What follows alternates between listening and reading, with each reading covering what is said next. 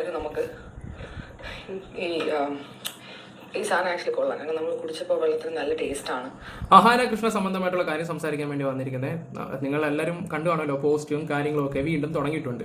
നമ്മൾ ഇതിനെക്കുറിച്ച് ഒരു കുഞ്ഞൊരു വീഡിയോ ചെയ്തതാണ്. അപ്പോൾ ഞാൻ പോസ്റ്റ് വലുതായിട്ടുള്ള കാര്യങ്ങളൊന്നും ഞാൻ അവിടെ വെച്ചിട്ടില്ലായിരുന്നു. ഇനിയിപ്പോൾ അതിൻ്റെ ഒരു ചെറിയൊരു വോയിസ് കിട്ടിയായിരുന്നു, അതും കൂടെ ചേർത്ത് വെക്കാൻ വേണ്ടിയാണ് ഇപ്പോൾ നിങ്ങളുടെ അടുത്ത് വന്നിരിക്കുന്നത്.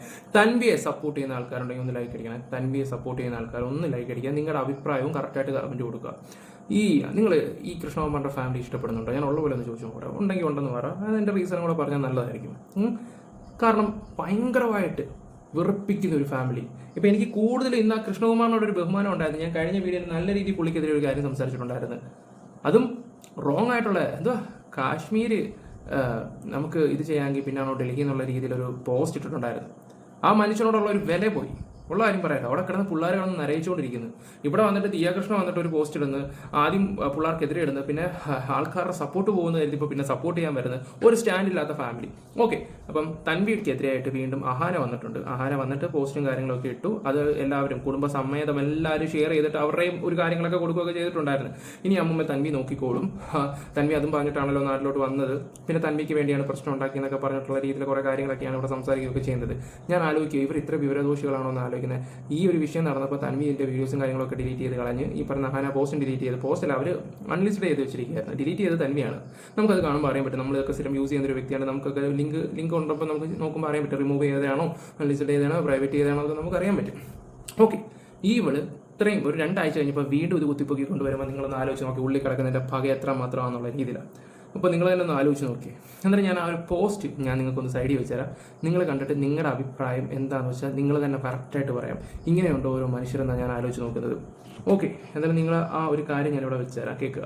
ഏതാനും ആഴ്ചകളായി സോഷ്യൽ മീഡിയയിൽ നടന്ന ചില സംഭവ വികാസങ്ങൾ എനിക്കും എന്റെ കുടുംബത്തിനും അതീവ വേദനാജനകമായിരുന്നു. ഞങ്ങളെ അത് മാനസികമായി തളർത്തുന്നതായിരുന്നു. കുടുംബകാര്യങ്ങൾ സോഷ്യൽ മീഡിയയിൽ പങ്കുവെക്കാൻ പാടില്ല എന്ന വിശ്വാസത്തിൽ തന്നെയാണ് ഞങ്ങൾ ഇന്നും ജീവിച്ചിരുന്നത്. അതിനാൽ വീട്ടിനുള്ളിൽ മാത്രം ഒതുങ്ങേണ്ട ഒരു കാര്യം പൊതുസമൂഹത്തിന് മുന്നിൽ എത്തിയത് ഞങ്ങളെ വളരെയധികം ബാധിച്ചു. വികാരങ്ങൾ അതിര് കടക്കുമ്പോൾ പലപ്പോഴും യുക്തിയേക്കാൾ ഹൃദയത്തിന് നിർദ്ദേശപ്രകാരമാണ് നമ്മൾ പലപ്പോഴും പ്രതികരിച്ചു പോകാറുള്ളത്. എന്റെ അമ്മയെ അന്യായമായ ആളുകൾ വിമർശിക്കുന്നത് കണ്ടപ്പോൾ ഞാൻ പ്രതികരിക്കാൻ വേണ്ടി തീരുമാനിച്ചു. ഒരു പക്ഷേ ഞാൻ മിണ്ടാതിരിക്കണമായിരുന്നു. പക്ഷെ അങ്ങനെ ചെയ്തിരുന്നെങ്കിൽ സത്യസന്ധമല്ലെന്ന് ഞാൻ വിശ്വസിച്ച ഒരു തെറ്റിദ്ധാരണയുടെ ഭാരം എന്റെ കുടുംബം ചുമക്കേണ്ടി വന്നേനെ. അന്നത്തെ സാഹചര്യത്തിൽ സത്യാവസ്ഥ പറഞ്ഞ് ഒരു തെറ്റിദ്ധാരണ തിരുത്തുക മാത്രമാണ് ഞാൻ ചെയ്തതെന്ന് ആത്മാർത്ഥമായി വിശ്വസിച്ചിരുന്നു. ഞാൻ പറഞ്ഞത് സത്യമാണെങ്കിൽ അതിനപ്പുറം എന്താണ് പറയാനുള്ളത് എന്നായിരുന്നു അപ്പോഴത്തെ ചിന്താഗതി. എന്നാൽ പിന്നീട് സംഭവിച്ചത് വ്യാജ ആരോപണങ്ങളും നുണകളും ഇല്ലാത്ത ചില കഥകളും അതീവ സ്വകാര്യമായിട്ടുള്ള ചില ചാറ്റുകളും പൊതുസമൂഹത്തിന് മുന്നിൽ എത്തുന്നതായിരുന്നു. ഇങ്ങനെയൊക്കെ സംഭവിക്കുമെന്ന് ഞാൻ ഒരിക്കലും കരുതിയിരുന്നില്ല. ചില ആളുകൾ പറഞ്ഞതും ചെയ്തു കൂട്ടിയതുമായിട്ടുള്ള കാര്യങ്ങൾ ഫേസ് ചെയ്യാതിരിക്കാൻ വേണ്ടി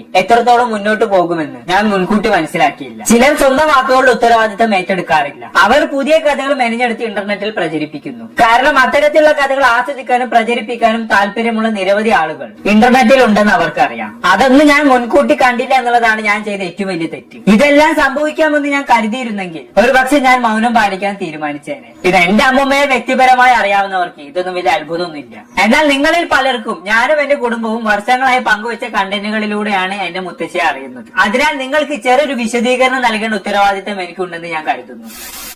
2025 ഒക്ടോബറിൽ ചില സംഭവ വികാസങ്ങൾ അരങ്ങേറി. ചില നിർഭാഗ്യകരമായിട്ടുള്ള സംഭവ വികാസങ്ങൾ അരങ്ങേറി. അതിന്റെ പൂർണ്ണ ഉത്തരവാദിത്തം എന്റെ മുത്തശ്ശിക്ക് തന്നെയാണെന്നാണ് ഞാൻ വിശ്വസിക്കുന്നത്. എന്തായാലും അങ്ങനെയൊക്കെ സംഭവിച്ചതിന്റെ പശ്ചാത്തലത്തിൽ ഞങ്ങൾ കുറച്ചു പേര് മുത്തശ്ശിയുമായിട്ടുള്ള ബന്ധം വഷളായി. ഞാൻ എന്റെ മുത്തശ്ശിയോട് ഒരു പ്രത്യേക രീതിയിൽ സംസാരിച്ചത് നിങ്ങൾ കേട്ടിട്ടുണ്ടാകും. ഞാൻ അങ്ങനെ സംസാരിച്ചിട്ടുണ്ടെങ്കിൽ അതിനുള്ള കാരണം എന്റെ അമ്മൂമ്മ തന്നെയാണ്. ഒരു മനുഷ്യനോടും സംസാരിക്കാൻ പറ്റാത്ത രീതിയിലാണ് അവർ എന്നോട് സംസാരിച്ചത്. അവർ പറഞ്ഞ കാര്യങ്ങൾ ഒരിക്കലും തിരിച്ചെടുക്കാനാവാത്തതും ലിമിറ്റ് ക്രോസ് ചെയ്യുന്നതുമായിരുന്നു. അവ ഭയങ്കര അശ്ലീലവും ലൈംഗികവും അപമാനിക്കുന്നതും മനുഷ്യത്വം നിഷേധിക്കുന്നതുമായിരുന്നു. സ്വന്തം അമ്മൂമ്മയുടെ വായിൽ നിന്നും അത്തരം വാക്കുകൾ കേൾക്കേണ്ടി വരുന്നത് എനിക്കൊരിക്കലും ഉൾക്കൊള്ളാനാവില്ല. ആ വാക്കുകൾ ഇവിടെ ആവർത്തിക്കാൻ എനിക്ക് യാതൊരു ഉദ്ദേശവുമില്ല. കാരണം ഈ നിരൂപതയ്ക്ക് വീണ്ടും ആക്കം കൂട്ടാൻ ഞാൻ ആഗ്രഹിക്കുന്നില്ല. എന്നാൽ എന്റെ അമ്മൂമ്മയുടെ ആ വാക്കുകൾ, അത് കാരണം എന്റെ മനസ്സിൽ സൃഷ്ടിക്കപ്പെട്ട മുറിവുകൾ, അത് വളരെ കാലം എന്നോടൊപ്പം തുടരുക തന്നെ ചെയ്യും. ബഹുമാനം എന്ന് പറഞ്ഞ കാര്യം പരസ്പരം അങ്ങോട്ടും ഇങ്ങോട്ടും കൊടുക്കേണ്ടതാണെന്നാണ് ഞാൻ വിശ്വസിക്കുന്നത്. പ്രായമോ ബന്ധമോ സ്ഥാനമോ മറ്റുള്ളവരെ വേദനിപ്പിക്കാനോ അപമാനിക്കാനുള്ള അവകാശമല്ല. അതുപോലെ തന്നെ തിരിച്ചൊന്നും ചെയ്യാതെ ബഹുമാനം ലഭിക്കുമെന്ന പ്രതീക്ഷയും ശരിയല്ല. ആരിൽ നിന്നായാലും മാപ്പറിയിക്കാത്ത അനാദരവ് നിശബ്ദമായി സഹിക്കാതെ എനിക്ക് വേണ്ടി നിലകൊള്ളാനാണ് എന്നെ വളർത്തിയത്. ഇനി ഇതെല്ലാം പണത്തെ ചൊല്ലിയുള്ള തർക്കമാണെന്നുള്ള രീതിയിൽ ചിലർ ചിത്രീകരിക്കാൻ ശ്രമിച്ചു. എന്നാൽ അത് സത്യമല്ല. ഞാനും എന്റെ സഹോദരിമാരും സ്വന്തം അധ്വാനത്തിലൂടെ ജീവിതം കെട്ടിപ്പടുത്തണമെന്ന് വിശ്വസിച്ചവരാണ്. മാതാപിതാക്കളെയോ മുത്തശ്ശന്മാരെയോ സാമ്പത്തിക ഉറവിടമായി ഞങ്ങൾ ഒരിക്കലും കണ്ടിട്ടില്ല. സ്വന്തം പ്രയത്നത്തിലൂടെ ജീവിതം മുന്നോട്ട് പോകുന്ന സ്ത്രീകളാണെന്നതിൽ ഞങ്ങൾ അഭിമാനിക്കുന്നു. സാമ്പത്തിക നേട്ടങ്ങളുടെ അടിസ്ഥാനത്തിൽ ഞങ്ങൾ ഒരിക്കലും ബന്ധങ്ങളെ വിലയിരുത്തിയിട്ടില്ല.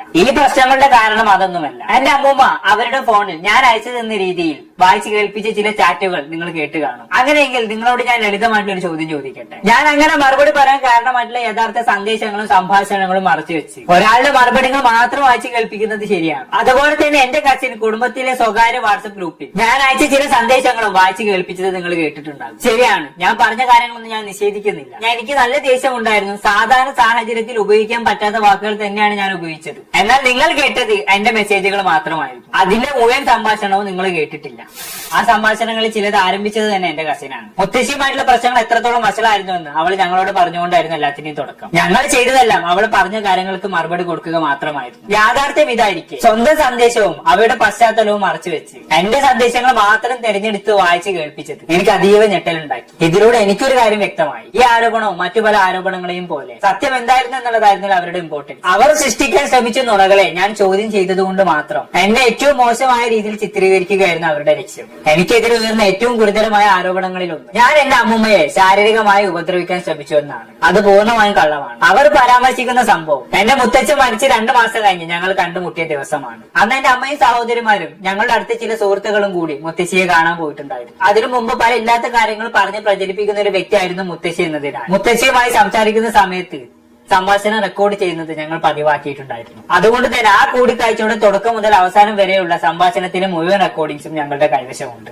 അന്ന് യഥാർത്ഥത്തിൽ എന്താണ് നടന്നതെന്നുള്ളത് വ്യക്തമായ ആ റെക്കോർഡിംഗ്സിലുണ്ട്. ഇപ്പൊ എനിക്കെതിരെ ഉയർന്നിരിക്കുന്ന ആരോപണവുമായി അതിന് യാതൊരു ബന്ധവുമില്ല. ഇതൊരു ഉദാഹരണം മാത്രമാണ്. ഇവർ രണ്ടുപേരും ചേർന്ന് എനിക്കെതിരെ വേറെ നിരവധി ആരോപണങ്ങൾ ഉന്നയിച്ചിട്ടുണ്ട്. അവയെല്ലാം കള്ളമാണ്. സത്യം സന്ദേശങ്ങളിലും റെക്കോർഡുകളിലും സുരക്ഷിതമായി തന്നെ സൂക്ഷിച്ചിരിക്കുന്നു. അത് തെളിയിക്കേണ്ട ദിവസം വന്നാൽ തീർച്ചയായിട്ടും ഞാൻ തെളിയിക്കും. എന്റെ കസിൻ സംഭാഷണങ്ങൾ പുറത്തുനിന്നും കണ്ട ഒരാളായിരുന്നില്ല. അവൾ ഇതെല്ലാം ഞങ്ങളോടൊപ്പം അനുഭവിച്ച ഒരാളാണ്. മുത്തശ്ശി കാരണം അവൾക്കുണ്ടായ വേദനാജനകമായിട്ടുള്ള അനുഭവങ്ങളും ബുദ്ധിമുട്ടുകളും കാരണം അവൾ ഞങ്ങളുടെ പിന്തുണ തേടിയിരുന്നു. അന്ന് യാതൊരു നിബന്ധനയും കൂടാതെ ഞങ്ങൾ അവൾക്കൊപ്പം നിന്നു. ആ വാട്സപ്പ് സംഭാഷണം പോലും അതിന്റെ ഭാഗമായിട്ടായിരുന്നു. എന്നിട്ട് മുഴുവൻ സത്യാവസ്ഥ അറിയുമായിരുന്നിട്ടും ഭർത്താവ് മരിച്ചതിന് ശേഷം ഒരു വൃദ്ധയെ ഉപേക്ഷിച്ച ആളുകളായിട്ടാണ് എന്നെയും എന്റെ കുടുംബത്തെയും അവൾ ചിത്രീകരിക്കാൻ ശ്രമിച്ചത്. അതിലൂടെ സോഷ്യൽ മീഡിയയിൽ തെറ്റിദ്ധരിപ്പിക്കുന്ന ഒരു ചിത്രം മനഃപൂർവ്വം സൃഷ്ടിക്കപ്പെട്ടു. 74 വയസ്സുള്ള എന്റെ അമ്മൂമ്മയെ സംബന്ധിച്ചിടത്തോളം അവർക്ക് സോഷ്യൽ മീഡിയയുടെ വ്യാപ്തിയോ നുണകളും വ്യാജകഥകളും പൊതുജനങ്ങൾക്ക് മുന്നിലെത്തുമ്പോൾ ഉണ്ടായേക്കാവുന്ന ദോഷങ്ങളും ബുദ്ധിമുട്ടുകളും മനസ്സിലായിക്കൊള്ളുന്നില്ല. എന്നാൽ എന്റെ കസിന് അതെല്ലാം നന്നായി അറിയാമായിരുന്നു.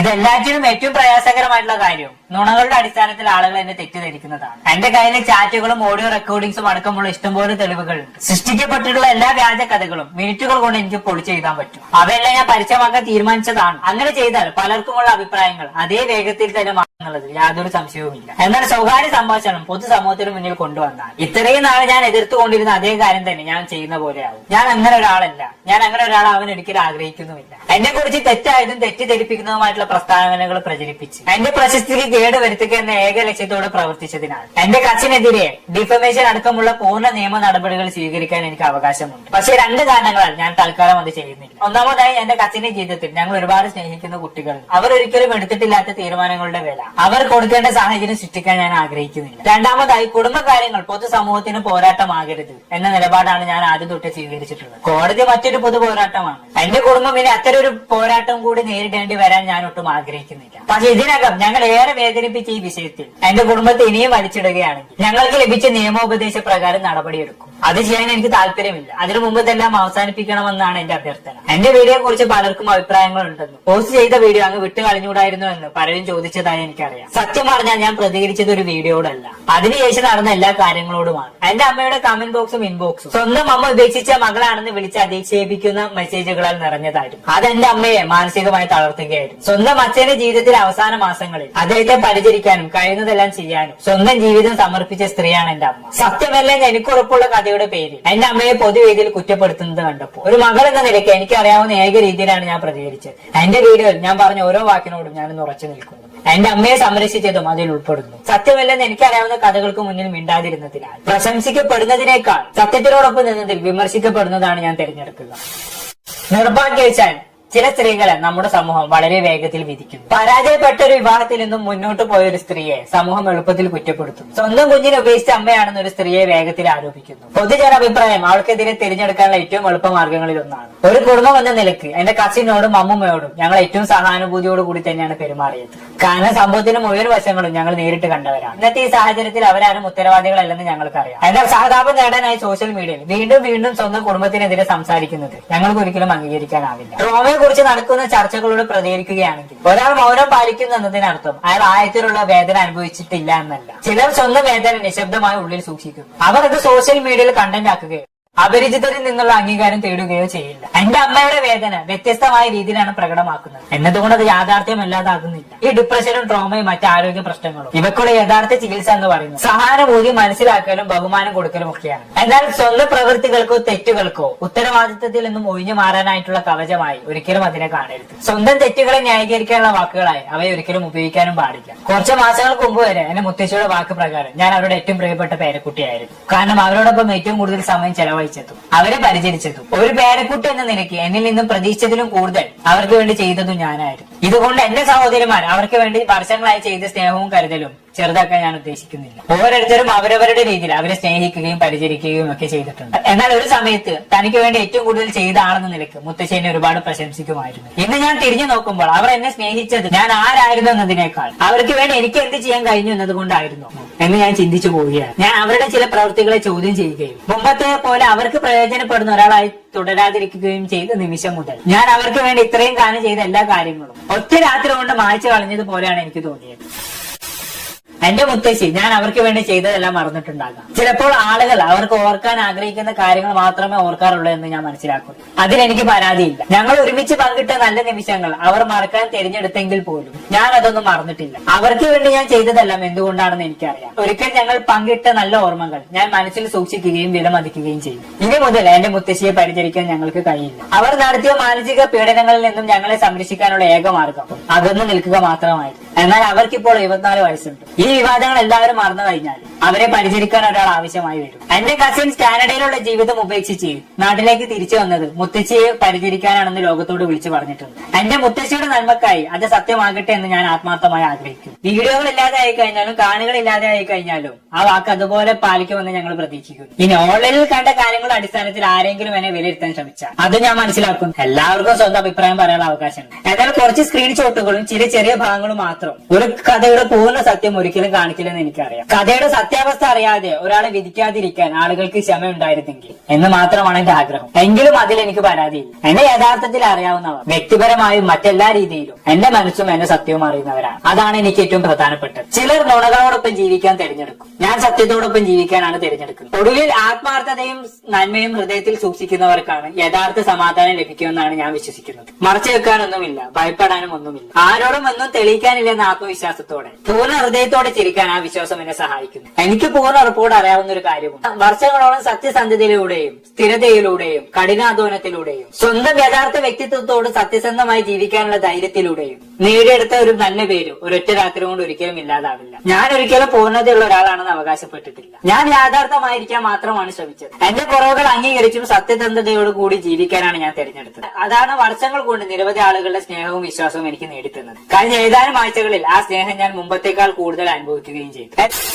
എന്നോടൊപ്പം ഉറച്ചു നിന്ന എല്ലാവർക്കും, എന്നിൽ വിശ്വാസം പുലർത്തിയ എല്ലാവർക്കും, ഞാൻ ആരാണെന്ന് എന്നെ ഓർമ്മിപ്പിച്ച എല്ലാവർക്കും ഹൃദയം നിറഞ്ഞു നന്ദി. എന്നെ സമീപിച്ച എല്ലാവർക്കും, ഒരു കഥയുടെ ഒരു വശം മാത്രം കേട്ട് എന്നെയും എന്റെ കുടുംബത്തെയും വിധിക്കാതിരിക്കാൻ ശ്രമിച്ച എല്ലാവർക്കും നന്ദി. നിങ്ങൾ തന്നെ പറയാം, ഇപ്പൊ ഈ ഒരു പോസ്റ്റിന്റെ ആവശ്യമല്ലോ ഉണ്ടോ? ഒരു ആവശ്യമില്ലായിരുന്നു. ഇപ്പൊ വന്നിട്ട് സോഷ്യൽ മീഡിയ കണ്ടിട്ട് മനഃപൂർവ്വം ഓരോന്നൊക്കെ കാട്ടിക്കൂട്ടുകയാണ്. എത്രയൊക്കെ നിങ്ങൾ വെളുപ്പിക്കാൻ നോക്കിയാലും നിങ്ങളുടെ ഇമേജ് ആ പഴയ തട്ടി തന്നെ ആയിരിക്കും. എത്ര വെളുപ്പിക്കാൻ നോക്കിയാലും എന്തായാലും ഇപ്പം ഓണമൊക്കെ അല്ലേ, പുതിയ പ്രൊമോഷനൊക്കെ കാണിക്കാൻ. നേരത്തെ അമ്മൂമ്മയെങ്കിലും ഉണ്ടായിരുന്നു ഈ ഓലൻ ഉണ്ടാക്കി കൊണ്ട് കൊടുക്കാനൊക്കെ. ഇനി എന്തൊക്കെ ഉണ്ടെന്ന് കണ്ടറിയാം. എന്തായാലും നിങ്ങളുടെ അഭിപ്രായം കമന്റ് ബോക്സിൽ രേഖപ്പെടുത്തുക. Bye, love you guys.